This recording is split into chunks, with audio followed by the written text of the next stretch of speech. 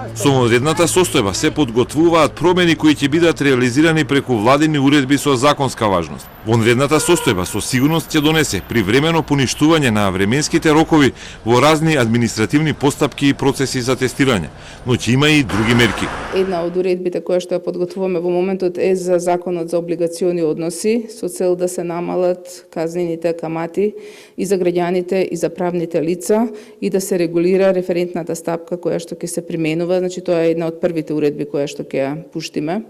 Разгледуваме и одредби кои што се однесуваат на кривичниот законник, но тоа ќе биде во координација со Министерството за економија. Ако се појави ситуација да има шпекулирање со производи, може да воведеме и таква казнена одредба со цел граѓаните да бидат сигурни. Една од првичните уредби кои што треба да ги предложиме на владата, тоа е уредбата за продолжување на законскиот престој на странските државјани кои што се затекнати во нашата држава.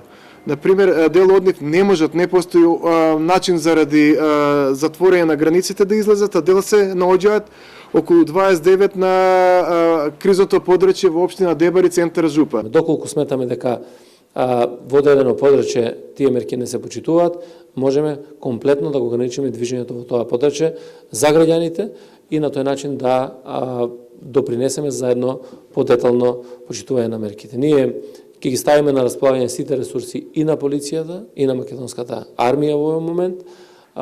Вечерно време, веќе од вчера се почна со зајакнати патроли низ државата. Македонија измина првата ноќ од вонредната состојба, а првите луѓе во владата уверуваат дека нема никакви промени од мерките, иако доколку не се почитуваат или има потреба ќе се прават итни измени и рестрикции. Нема да удриме по човековите права, тврдат од владата и апелираат сите да се придржуваат до определените препораки. Вонредната состојба, која ќе трае 30 дена, со можност доколку е потребно да се продолжи, не значи дека ќе замре животот на граѓаните. Сите функции на државата ќе продолжат да се остваруваат и во овие услови, а правата и слободите на граѓаните не се ограничуваат по автоматизам. Судовите да ги почитуваат мерките пропишани од Судскиот совет.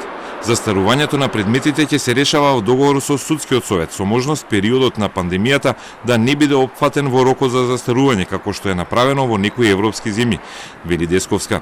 Сега главна задача ќе им бидат предметите за кривични дела против здравието на луѓето. Одредени постапки кои што се однесуваат во судовите не може никогаш да ги затворите и во воена состојба судовите работат. Значи гледате дека и јавниот обвинител пушти посебно предупредување дека приоритет ќе добијат кривични дела за заштита на здравието, значи кои што се против заштитата на здравието и секако во таква ситуација ако се соочуваме со опасност на кршење на она што ќе значи правило да не се шири епидемијата, судовите ќе мораат како да работат. По прогласената вонредна состојба, МВР и АРМ ќе направат заеднички оперативен штаб за договор во кои активности армијата да и помага на полицијата.